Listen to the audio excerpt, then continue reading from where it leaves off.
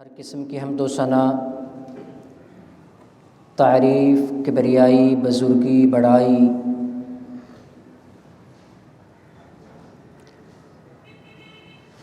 عزت، احترام، عبادت اللہ رب العالمین ارحم الراحمین کی ذات اقدس و اطہر کے لیے بشمار درود و سلام امام الانبیاء والی بطحا حضرت محمد الرسول اللہ صلی اللہ علیہ وعلی آلہ وسلم کی ذات مقدس و مطہر کے لیے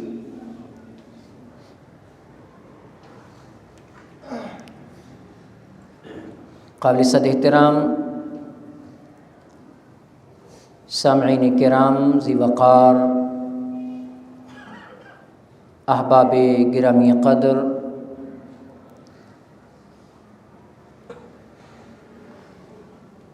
آج کے خطبہ جمعۃ المبارک میں جس عنوان پر گفتگو کرنے کا ارادہ رکھتا ہوں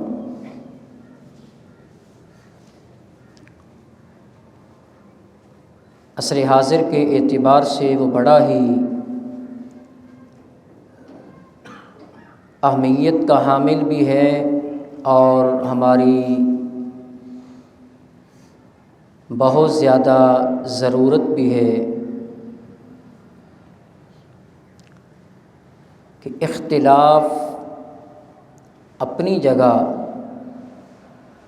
اور اخلاق اپنی جگہ، اختلاف اپنی جگہ مگر اخلاق اپنی جگہ۔ اللہ تعالیٰ نے دنیا میں جو مخلوقات کو پیدا فرمایا ہے ان میں صرف اگر ہم انسان کو دیکھ لیں تو انسان رنگ کے اعتبار سے بھی مختلف ہیں، زبانوں کے اعتبار سے، چہرے کی وجاہت کے اعتبار سے، احساسات کے اعتبار سے، گویا کہ کوئی ایسا دنیا میں انسان آپ کو دو ایسے فرد نہیں ملیں گے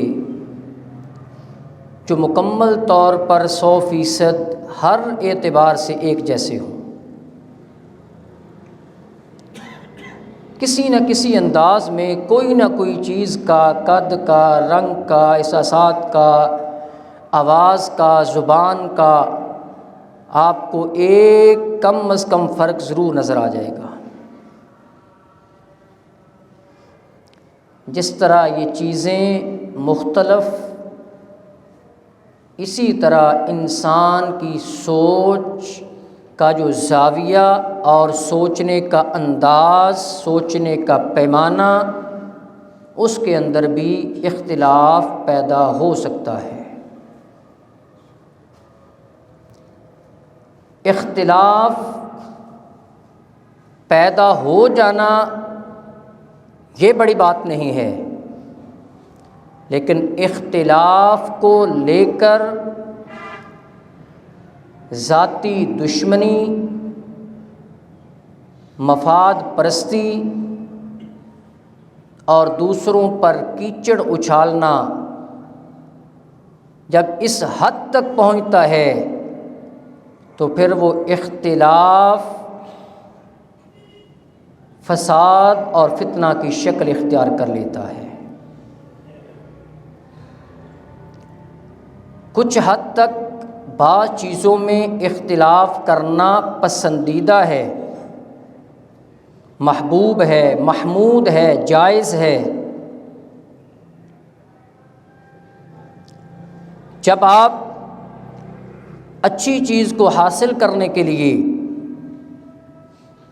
آپ کسی سے اختلاف کرتے ہیں بھئی یہ چیز اچھی نہیں ہے، یہ چیز زیادہ اچھی ہے، وہ کہتا ہے اس کے اندر یہ کوالٹیز ہیں، آپ کہتے ہیں اس کے اندر یہ کوالٹیز ہیں، آپ کا مقصد اچھی چیز کا حصول ہوتا ہے، تب آپ کا اختلاف کرنا وہ پسندیدہ بھی ہوتا ہے اور محبوب بھی ہوتا ہے اور محمود بھی ہوتا ہے۔ لیکن جب اختلاف کا مقصد دوسرے کو نیچا دکھانا ہو، اختلاف کا مقصد دوسرے کے عیوب کو بیان کرنا ہو، اختلاف کا مقصد ایک گروہ کو دوسرے گروہ پر برتری دلانا ہو، تب وہ اختلاف محمود سے نکل کر مذموم اور قابل مذمت بن جاتا ہے۔ جو اختلاف جائز اور کیا جا سکتا ہے، یاد رکھیں وہ بھی غیر محدود نہیں ہے، اس کی بھی شریعت نے حد بندی قائم کی ہے، اس کا بھی دائرہ کار ہے۔ ایک اس کا دائرہ کار اسلام اور کفر ہے کہ مسلمانوں کا یہودیوں کے ساتھ، عیسائیوں کے ساتھ اختلاف ہے، اور یہ اسلام اور کفر کا معاملہ ہے۔ اس معاملے میں بھی کافروں کے خلاف جو ہم نے اختلاف کرنا ہے، شریعت نے اس کا بھی دائرہ کار بتایا ہے، اس کی بھی حدود کو متعین کیا ہے۔ یہ نہیں کہ بلا وجہ ہم ان کو مارتے رہیں، قتل کرتے رہیں، گالی گلوچ کرتے رہیں، ان کی خواتین پر تشدد کرتے رہیں، شریعت کی یہ تعلیم نہیں ہے۔ شریعت نے غیر مسلموں کے ساتھ، مشرکوں کے ساتھ اختلاف کرنے کے آداب اور حدود بھی بتلائے ہیں۔ قرآن کریم کا اگر آپ مطالعہ کریں، 16واں پارہ سورۃ طٰہٰ، سیدنا موسیٰ علیہ السلام نے اپنے بھائی سیدنا ہارون علیہ السلام سے کہا کہ مجھے اللہ تعالیٰ نے بلایا ہے، کوہ طور پر میں وہاں پہ جا رہا ہوں، آپ نے اس قوم کا نائب ہونے کی حیثیت سے خیال رکھنا ہے۔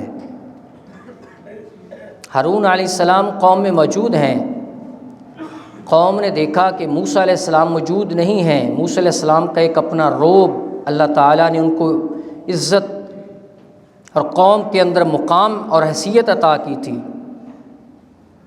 لوگوں نے اکٹھے ہو کر اور ان کا سردار ایک سامری نامی، انہوں نے ایک بچھڑا بنایا، روبوٹ بنایا، اس کے اندر مختلف آوازوں کو بنایا اور اس کو بنا کر کہا ھذا الہکم و الہ موسیٰ۔ قوم سے کہا یہ جو میں نے روبوٹ بنایا ہے، آپ اس کو آواز دیں گے یا آپ کا جواب دے گا؟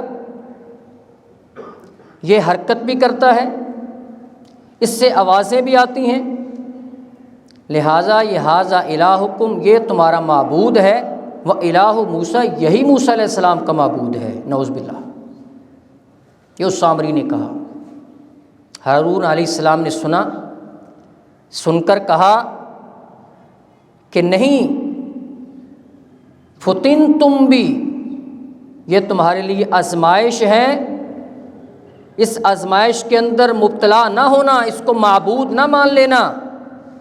یہ آوازیں آتی ہیں، یہ ٹیکنالوجی ہے، یہ اس کی اپنی صلاحیت اور استعداد نہیں، یہ تو لوگوں نے اس کو بنایا ہے، لوگوں نے اس کے اندر یہ کوالٹیز رکھی ہیں۔ جب مخلوق کسی چیز میں کوالٹیز کو رکھتی ہے، وہ خالق نہیں ہو سکتا۔ خالق تو وہ ہے جو مخلوق کی ان ساری چیزوں سے مبرہ ہوتا ہے۔ اتنا کہا، قوم نہیں مانی۔ آخر حضرت ہارون علیہ الصلاۃ والسلام اتنا کہہ کر بس کر گئے اور کوئی زیادہ ان کو برا بلا نہیں کہا۔ اختلاف کیا، بتا دیا کہ یہ آپ کا موقف، یہ نظریہ، یہ عقیدہ غلط ہے، لیکن دائرہ کار میں رہ کر۔ موسیٰ علیہ السلام واپس آئے، واپس آ کر دیکھا موسیٰ علیہ السلام نے کہ یہ لوگ اس بچھڑے کی، اس روبوٹ کی پوجا کرنی شروع کر دی انہوں نے۔ موسیٰ علیہ السلام نے حضرت ہارون کے داڑھی کے بالوں کو پکڑ لیا۔ جناب ہارون موسیٰ علیہ السلام کے بھائی ہیں اور بڑے بھائی ہیں، لیکن اس سے یہ اندازہ ہوتا ہے کہ شرک اتنا قبیح عمل ہے کہ موسیٰ علیہ السلام سے برداشت نہیں ہوا کہ ہارون آپ نے کیسے برداشت کر لیا کہ آپ کی موجودگی میں شرک کا آغاز ہوا، شرک کا ایک دروازہ کھولا گیا اور آپ نے قوم کو روکا نہیں۔ ہارون علیہ السلام نے یہ جواب دیا، وہ آج کے اس موضوع کے ساتھ تعلق رکھتا ہے کہ اختلاف اپنی جگہ، اخلاق اپنی جگہ۔ کہا یبن امّا، اے میری ماں کے بیٹے، اے میرے بھائی، لا تأخذ بلحیتی، اے بھائی جان میری داڑھی کو نہ پکڑیں، میرے سر کے بالوں کو نہ پکڑیں، اس کو چھوڑ دیں۔ میں نے لوگوں سے کہہ دیا تھا کہ یہ غلط ہے، اور زیادہ میں نے اس لیے نہیں کہا تفرقت بین بنی اسرائیل ولم ترقب قولی، مجھے ڈر لگا، انی خشیت ان تقول فرقت بین بنی اسرائیل ولم ترقب قولی، کہ جب آپ واپس آئیں گے مجھے کہیں یہ نہ کہیں کہ میں نے بنی اسرائیل میں فرقہ ڈال دیا تھا، ان کو تفرقہ ڈال دیا تھا، ان میں فساد ڈال دیا تھا، ان میں جدائیاں ڈال دی تھیں، میں نے اس لیے اس حد سے آگے نہیں کہا۔ آپ آئیں گے تو ہم مل کر ان کو سمجھائیں گے یہ بات غلط ہے۔ اگر اسی وقت میں ان کو مزید کہتا، لوگ بھی بٹ جاتے فرقوں کے اندر اور شرک کا دروازہ بھی ختم نہیں ہو سکتا تھا۔ اب ممکن ہے یہ اکٹھے ہیں، ہم ان کو سمجھا سکتے ہیں۔ اختلاف کیا لیکن دائرہ کار کے اندر رہ کر، حدود و قیود کے اندر رہ کر، آداب کے اندر رہ کر کیا۔ لیکن اگر اس کا دائرہ کار اسلام کے اندر ہو، اسلام اور کفر کا معاملہ نہ ہو، معاملہ ہی اسلام کے اندر ہو، معاملہ صرف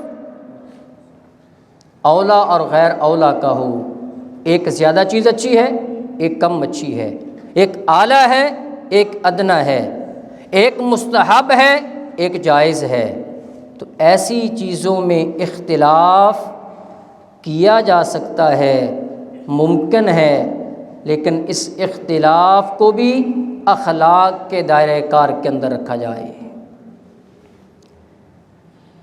اگر کسی کا کسی چیز کے بارے میں، دینی مسئلہ کے بارے میں صرف اتنا اختلاف ہے، وہ کہتا ہے یہ زیادہ بہتر ہے، جائز دونوں ہیں، زیادہ یہ بہتر ہے، یہ کم بہتر ہے، اچھی بات ہے، زیادہ بہتر کو اپنایا جائے، لیکن جو دوسری کو اپنا رہا ہے اس پر طعن و تشنیع کرنا، اس کے خلاف ایک میدان کھول لینا زبان کا، بد زبانی کا، گالم گلوچ کا، اور اس کو ہیچ اور کمتر بنانے کے لیے ساری طاقت کو لگا دینا، شریعت اس چیز کی اجازت نہیں دیتی۔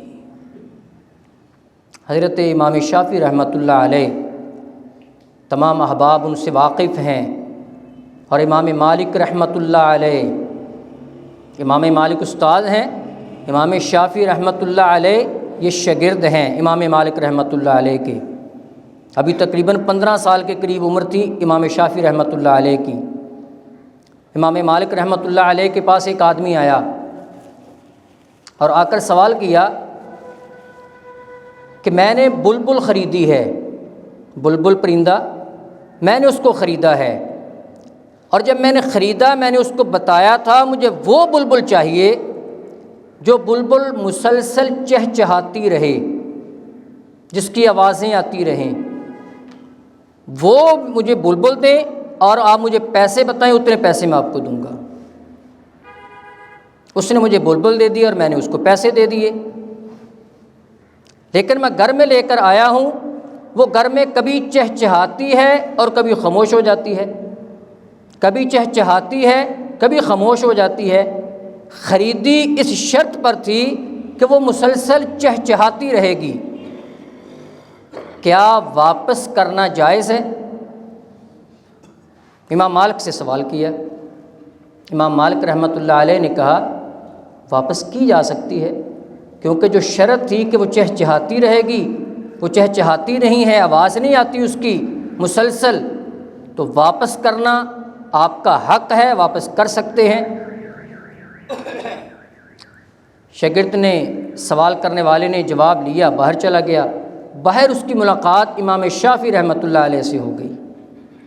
امام شافعی نے پوچھا بھئی کدھر آئے تھے؟ کہا جی ادھر آیا تھا، ایک مسئلہ تھا پوچھنے کے لیے۔ مسئلہ پوچھا، کیا مسئلہ تھا؟ یہ بلبل کا مسئلہ تھا۔ امام شافعی رحمۃ اللہ علیہ نے کہا کہ یہ بتاؤ کہ جو بلبل ہے وہ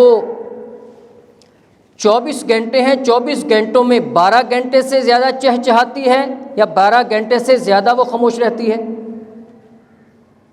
آدھے ٹائم سے زیادہ وہ چہچہاتی ہے یا آدھے ٹائم سے زیادہ وہ خاموش رہتی ہے؟ اس نے کہا آدھے ٹائم سے تو زیادہ وہ چہچہاتی ہے، 24 گھنٹے نہیں لیکن 12 گھنٹے سے زیادہ چہچہاتی ہے۔ امام شافعی رحمۃ اللہ علیہ نے کہا کہ آپ بلبل کو واپس نہیں کر سکتے، جو مطلوبہ صفت تھی وہ اس کے اندر موجود ہے۔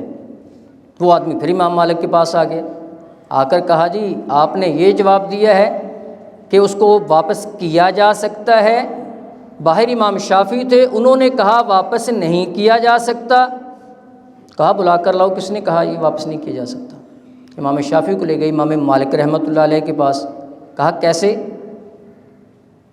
امام شافعی رحمۃ اللہ علیہ نے جواب دیا کہ نبی علیہ الصلاۃ والسلام کی حدیث ہے، نبی علیہ الصلاۃ والسلام کے پاس ایک عورت آئی، فاطمہ نامی خاتون آئی، اس نے آ کر کہا کہ مجھے 3 مردوں کی طرف سے شادی کا پیغام آیا ہے، نکاح کا پیغام آیا ہے، ان میں سے کس کے ساتھ میں نکاح کروں؟ ایک ابو جہم ہے، ایک حضرت اسامہ رضی اللہ تعالی عنہ ہیں، ایک اور صحابی ہیں، 3 کی طرف سے پیغام ہے، شادی کس سے کروں؟ تو نبی علیہ الصلاۃ والسلام نے فرمایا جو ابو جہم ہے وہ ہمیشہ اپنا ڈنڈا اپنے کندھے پر رکھتا ہے۔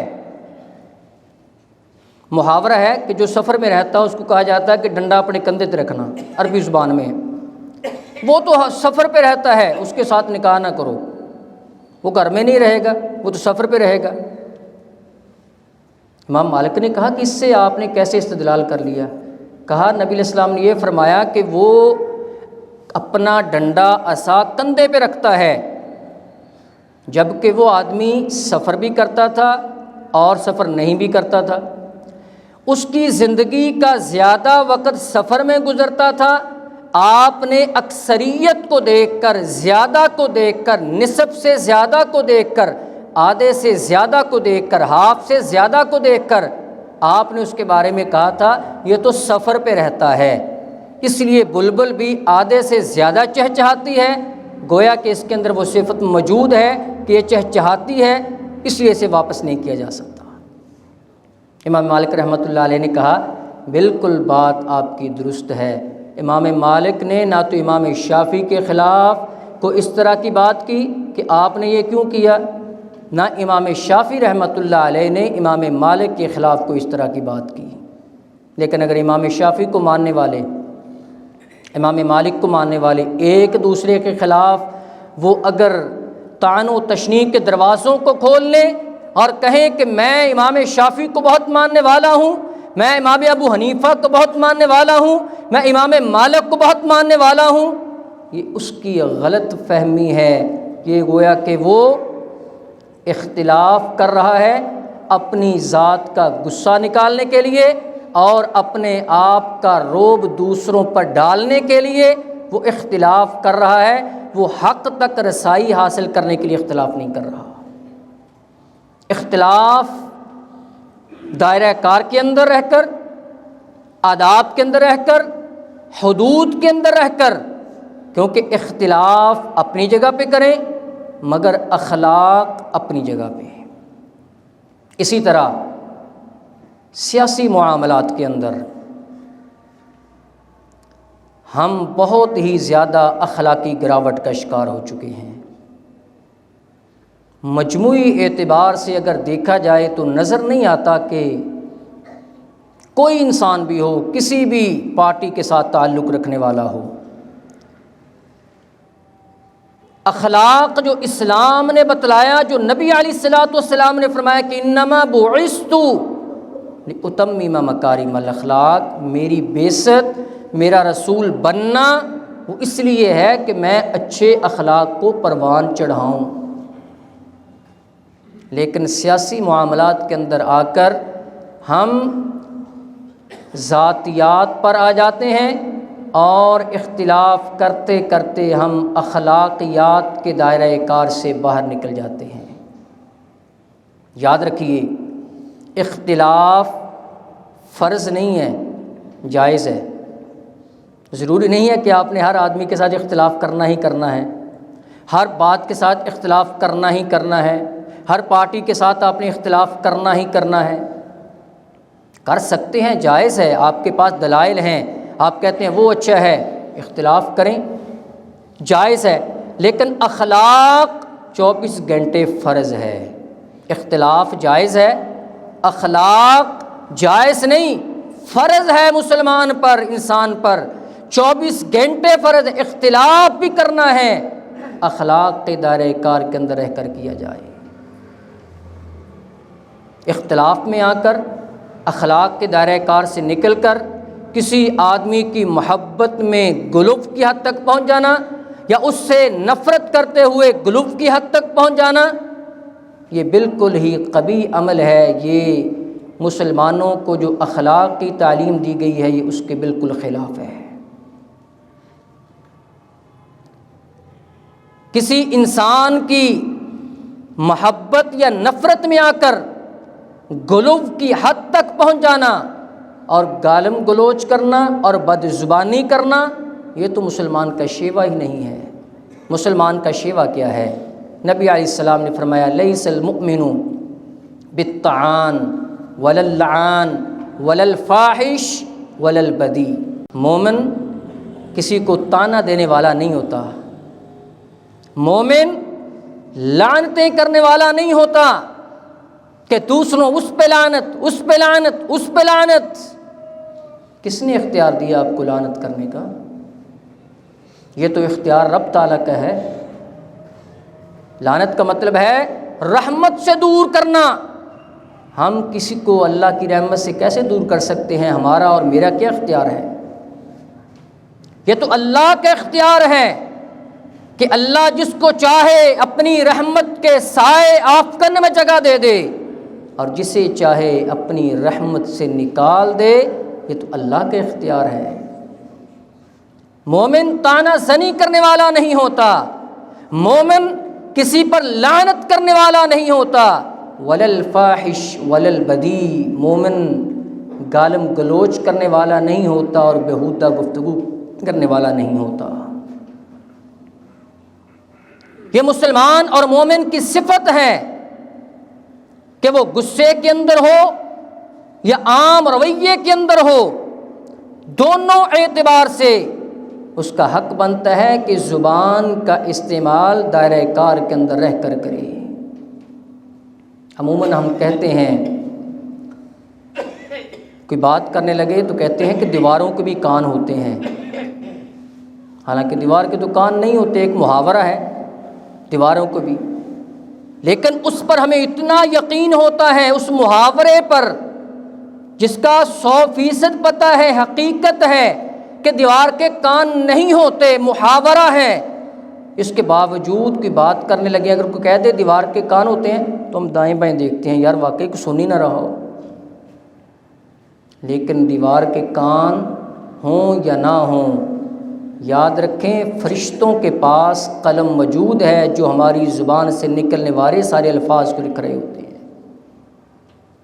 وہ جہاں پہ بھی ہوں، جو الفاظ پہ تو اللہ تعالیٰ نے ایک نہیں کتنی وہ چیزیں اللہ تعالیٰ نے ہمارے ساتھ لگائی ہوئی ہیں، جو ہماری زبان سے الفاظ ادا ہوتے ہیں وہ سارے لکھ رہے ہیں، کرامن کاتبین بھی لکھ رہے ہیں، زمین یہ بھی ان ساری چیزوں کو نوٹ کر رہی ہے، انسان کے اعضاء ان ساری چیزوں کو نوٹ کر رہے ہیں، اور یہ قیامت کے دن یہ ساری چیزیں اللہ کی بارگاہ میں گواہی دیں گی کہ اس انسان نے کیا کہا تھا۔ اس لیے اختلاف اپنی جگہ رکھیں، دائرہ کار میں رہ کر، اصول میں رہ کر، ضابطے میں رہ کر، لیکن اخلاق کا دامن وہ کبھی بھی انسان اپنے سے جدا نہ کرے۔ سیدنا ابو ہریرہ رضی اللہ تعالی عنہ فرماتے ہیں، صحیح بخاری کی حدیث ہے، فرماتے ہیں کہ نبی علیہ الصلوۃ والسلام نے فرمایا ان العبد لیتکلم کلمۃ، انسان اپنی زبان سے کلمہ ادا کرتا ہے، بات کرتا ہے، اور وہ انسان بات کرنے والا وہ سمجھتا ہے کوئی ایسی خاص بات نہیں ہے، لیکن وہ بات دوسرے آدمی کے لیے، سننے والے کے لیے حوصلہ افزائی کی بات ہوتی ہے، اس کے دل کو سکون دینے والی بات ہوتی ہے، اس کے ساتھ اسے راحت اور چین ملا ہے۔ فرمایا یرفع بها الدرجات، ان الفاظ اچھے ادا کرنے کی وجہ سے اللہ تعالیٰ اس آدمی کے جنت میں درجات کو بلند کر دیتا ہے۔ یعنی اچھے الفاظ ادا کیے ہیں اور کوئی آپ نے پیسہ خرچ نہیں کیا، جنت میں درجات کی بلندی مل گئی۔ اور دوسری طرف فرمایا ان العبد لیتکلم بکلمۃ، وہ انسان جو اپنی زبان سے الفاظ ایسے ادا کرتا ہے جن الفاظ سے دوسرے پر طعنہ زنی ہو رہی ہے، دوسرے کے عیوب کو اچھالا جا رہا ہے، وہ بات کرنے والا، کلمات ادا کرنے والا، وہ تو ان کی اہمیت کو نہیں جانتا، لیکن قیامت کے دن نبی علیہ السلام نے فرمایا، صحیح بخاری کی حدیث ہے، ان غلط الفاظ کی ادائیگی کی وجہ سے اللہ تعالیٰ اس آدمی کو جہنم کے اندر ڈال دیں گے۔ اچھے الفاظ اور برے الفاظ زبان سے ادا کرنا یہ کوئی صرف کم درجے والی چیزیں نہیں ہیں کہ کر لو اچھے الفاظ تب بھی ٹھیک ہے، غلط الفاظ کر لو تو کوئی بات نہیں۔ یاد رکھیں جو لفظ آپ نے کسی کے لیے استعمال کر دیا، جو آپ نے کسی پر طعنہ زنی کی، جو کسی کے عیوب کو اچھالا، جو کسی کی برائیوں کو بیان کیا، اگر وہ برائی اس کے اندر موجود نہ ہوئی تو قیامت کے دن اللہ کی بارگاہ میں کیا جواب دیا جائے گا۔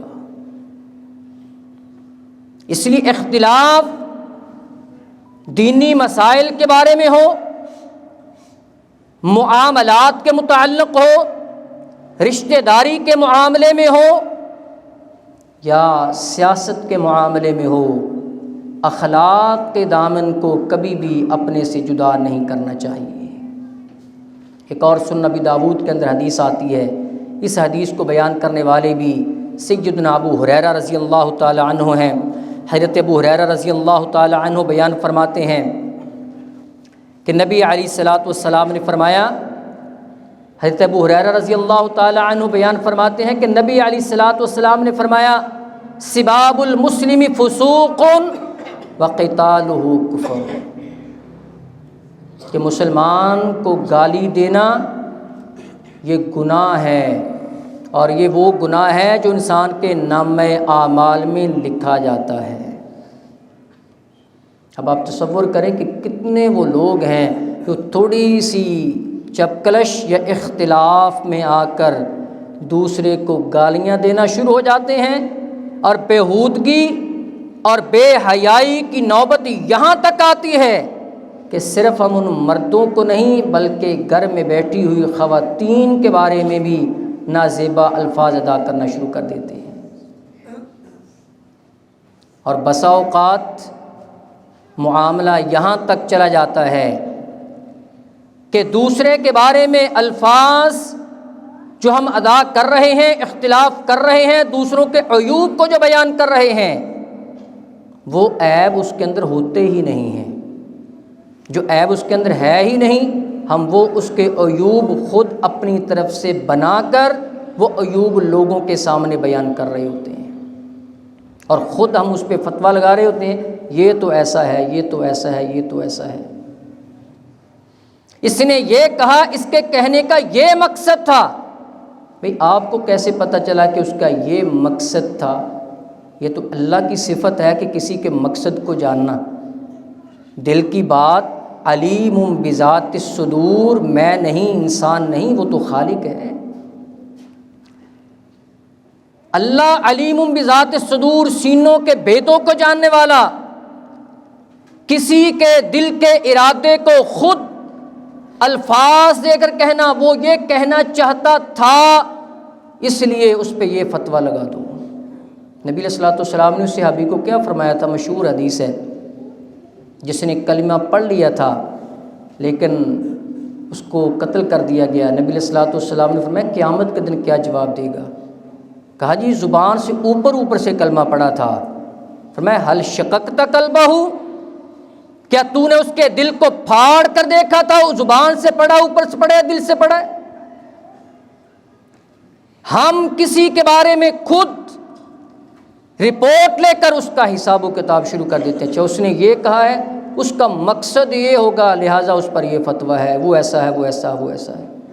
ہم حساب لینا شروع ہو جاتے ہیں۔ یہ حساب یہ اللہ رب العالمین نے لینا ہے، اور ہم سب سے لینا ہے۔ ہمیں اختیار نہیں دیا کہ ہم دوسروں کا حساب کریں۔ ہمارے لیے ہم اپنا محاسبہ کریں، اور اپنے تحت جتنے جو افراد ہیں ہم ان کا محاسبہ کر سکتے ہیں۔ ہم دوسروں کا محاسبہ کرنا یہ ہمارے لیے نہیں ہے، وہ تو اللہ رب العالمین نے ہمارا حساب کرنا ہے۔ وہ قیامت کے دن اللہ نے حساب کرنا ہے، اور ہم دنیا میں ہی ایک دوسرے پر لگا کر عیوب دوسرے کے خود بیان کر کے، اور خود اس پہ فتوے لگا کر، اور خود اس کو سزائیں دے رہے ہوتے ہیں، اور اپنا کبھی محاسبہ کیا ہی نہیں کہ ہم کدھر جا رہے ہیں اور ہمیں کیا کرنا چاہیے۔ حضرات، اختلاف اپنی جگہ پہ رکھیں، مگر اخلاق اپنی جگہ پہ رکھیں۔ اختلاف کریں، دلائل کے ساتھ کریں۔ جب آپ دلائل کے ساتھ اختلاف کریں گے، آپ کا حق بنتا ہے کہ آپ کر سکتے ہیں۔ لیکن اگر آپ اخلاق کو چھوڑ چکے ہیں، بد اخلاقی میں آ چکے ہیں، گالم گلوچ پہ آ چکے ہیں، آپ تانا زنی پہ آ چکے ہیں، تو اس کا مطلب ہے کہ آپ کے پاس دلائل ختم ہو چکے ہیں، آپ کے پاس دلائل نہیں ہیں، اور آپ کا مقصد اچھائی کی طرف جانا نہیں ہے۔ آپ کا مقصد صرف اپنی ذاتی، جو آپ کے اندر ایک ذات جو ایک بڑھوتری چاہ رہی ہے، آپ اپنی بڑھوتری کے لیے اس کے اوپر تان و تشنی کر رہے ہیں۔ تو اس لیے قرآن کریم کیا کہتا ہے؟ وَقُولُوا لِلنَّاسِ حُسْنًا، کہ لوگوں سے جب بھی بات کرو اچھے طریقے کے ساتھ کرو، اچھی بات کرو، ایسی بات کرو جس کے ساتھ دوسروں کو تقویت ملے، دوسروں کو حوصلہ ملے، دوسروں کی حوصلہ افزائی ہو، وہ بات کرنی چاہیے۔ اور اخلاق کے دائرے میں رہ کر اختلاف کتنا بھی بڑا ہو، آپ اگر اخلاق کے دائرے میں رہتے ہیں تو آپ اس مسئلے کو حل کر سکتے ہیں۔ لیکن اگر آپ اخلاق کے دائرے سے نکل گئے تو یاد رکھیں آپ بد اخلاق بھی بن گئے، اور جس مسئلے میں آ کر آپ نے اخلاق کو چھوڑا ہے وہ مسئلہ بھی آپ کا حل نہیں ہوگا۔ دنیا کے اندر جو انسان آیا ہے، یہ اللہ تعالیٰ نے سارے اعضاء ہمیں عطا کیے ہیں، اور قیامت کے دن ان اعضاء کے بارے میں سوال ہونا ہے۔ یہ زبان، اس زبان کے بارے کے اندر بھی سوال ہونا ہے۔ نبی علیہ الصلوۃ والسلام فرماتے ہیں، سنن ابی داؤد کی حدیث ہے، اس حدیث کو بیان کرنے والے بھی سیدنا ابو ہریرہ رضی اللہ تعالی عنہ ہیں، کہ جو لوگ کسی جگہ پر اکٹھے ہوتے ہیں اور اکٹھے ہو کر کیا کرتے ہیں؟ اللہ کا ذکر کے لیے اکٹھے نہیں ہوئے، کوئی تسبیحات کے لیے اکٹھے نہیں ہوئے، ان کے اکٹھے ہونے کا مقصد کیا ہے؟ ایک دوسرے کے خلاف باتیں کرنا۔ وہ ایک دوسرے کے خلاف باتیں کر رہے ہیں، جب وہ اٹھ رہے ہوتے ہیں اس وقت گویا کہ ایسی حیثیت ہوتی ہے کہ گویا کہ وہ مردار گدھے کے پاس سے اٹھ رہے ہوتے ہیں۔ بیٹھے تھے کس لیے؟ اس کی چگلی، اس کی چگلی، اس کی غیبت، اس کی غیبت، اس کے بارے میں فتویٰ، وہ ایسا، وہ ایسا، وہ ایسا، اور ایسی چیزیں جس کی حقیقت بھی نہیں ہوتی، اور وہ اٹھ کر ایسے چلے جاتے ہیں۔ وہ سمجھتے ہیں ہم نے بہت کام کیا، ہم نے اس کے بارے میں ایسے کہا، ایسے کہا، لیکن حدیث کہتی ہے سنن ابی داؤد کی، نبی علیہ السلام فرماتے ہیں وہ وہاں سے اٹھے ہیں گویا کہ ایسے ہی ہے جیسا کہ وہ مردار گدھے کے پاس سے اٹھ کر گئے ہیں۔ اللہ رب العالمین ہمیں قرآن و حدیث کی تعلیمات کو سمجھنے کی توفیق نصیب فرمائے، اور ہمیں اپنی پوری زندگی کے تمام معاملات میں اپنے اخلاق کو بہتر کرنے کی توفیق نصیب فرمائے۔ وما علیہ الا البلاغ۔